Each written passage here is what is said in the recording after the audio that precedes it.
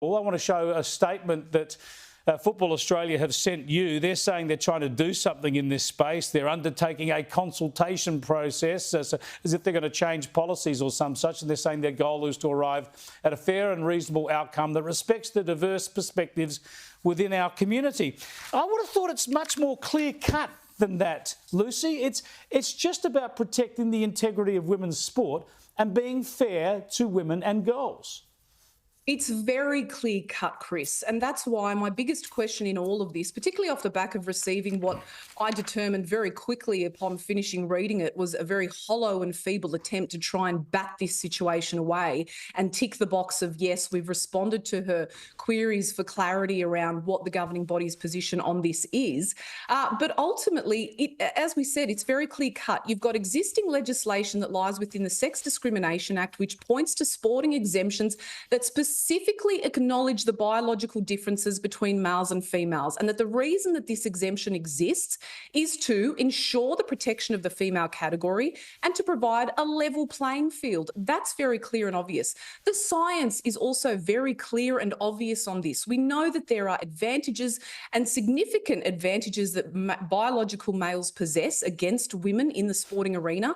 It's why these categories were created in the first place. We've seen a host of other major governing bodies across the world, like World Aquatics and World Athletics, lean on the science, and reputable science as well, by the way. Yeah. Not some, nebulous terms that have been thrown around by so-called academics. And we've also seen 26 academics lodge complaints against the International Committee's stance. I mean, it seems as though for many of these organisations who are choosing to stand by this concept of only being able to compete in sport as one's affirmed gender and their identity, it seems that they're hell-bent on not just destroying their credibility, but also ignoring the truth and the biological facts that are very deeply rooted in science and a deep acknowledgement across everybody. I mean, you don't have to be a medical practitioner or a scientist or a sports administrator to recognise that these differences exist. But now, somehow in 2024, the truth is the most controversial and perverted thing that we can point to in this.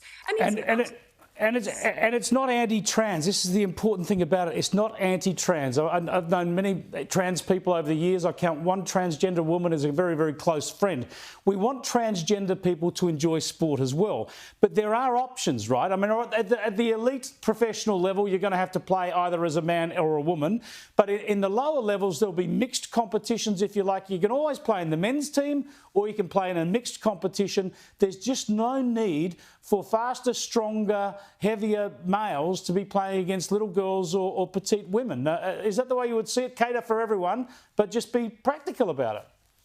Absolutely. And, it's about respecting everybody in this process, but also acknowledging the truth. I'm really glad that you mentioned that. The fact that women like myself and many others who have paved the way in this space long before I entered this discussion publicly have been demonised and been branded transphobic and bigots and anti-trans and all of these nasty things. Have received death threats. I mean, the abuse that's been thrown at these women for simply standing up for the rights of biological women has been, quite frankly, disgusting. And the fact that organisations are very quickly and very rapidly bending the knee to this gender ideology and not placing their female participants at the forefront of their decisions has been, such a perversion of justice in many ways.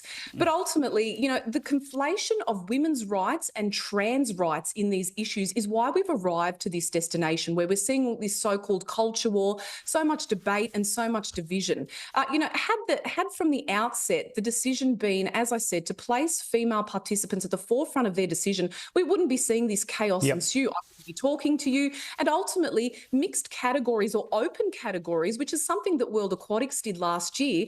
They announced an open category for swimmers at the Belgium Championships, and lo and behold, Chris, guess what? Nobody turned up. Why didn't you turn up, right?